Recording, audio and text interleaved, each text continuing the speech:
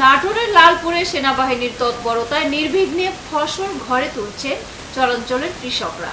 সেনাবাহিনীর তৎপরতায় বদলে গেছে পদ্মার চরাঞ্চল। নাটোর প্রতিনিধি এজেড সুজনের রিপোর্টে বিস্তারিত। সাথে আছি আমি রীতা শ্রাবন্তী।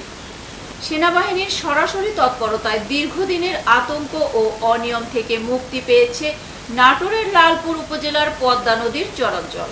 একসময় যেখানে অবৈধ বালু উত্তোলনের রাজত্ব চলত, এখন সেখানে দেখা যাচ্ছে সবুজ শস্যক্ষেত ও কৃষকদের ব্যস্ততা।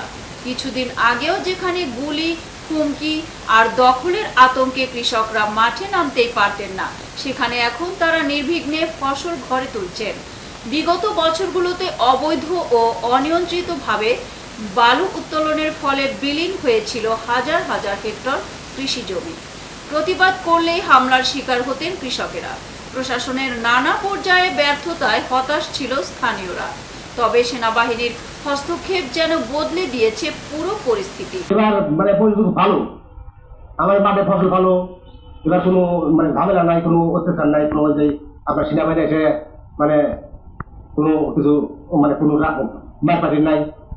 এর আগে গেল বছর তো অনেক রাখেছি পানি আমার ভালো মতন ঘরে তো তুলতে হচ্ছে, কোনো দরজমানা নাই, কোনো ঠান্ডা পাতি নাই, কোনো ডাক্তারি নাই, কোনো মারপাটি নাই।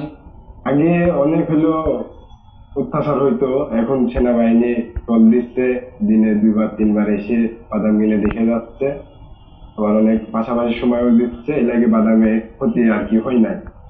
আগামীতে জানি এরকম কোনো ঘরটা কারো আবাদি ফসলের জমি যাতে নষ্ট না হয়, এটা আমরা প্রত্যাশা করি।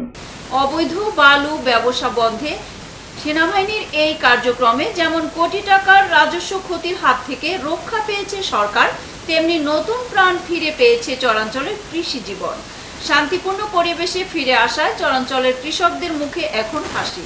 তারা চান এই অবৈধ কার্যক্রম যেন আর কখনো ফিরে না আসে। এতক্ষণ সঙ্গে থাকার জন্য ধন্যবাদ। আইওয়ার টিভির নিয়মিত আপডেট পেতে ভিজিট করুন আমাদের ওয়েবসাইট, ফেসবুক, ইনস্টাগ্রাম ও ইউটিউব চ্যানেলে।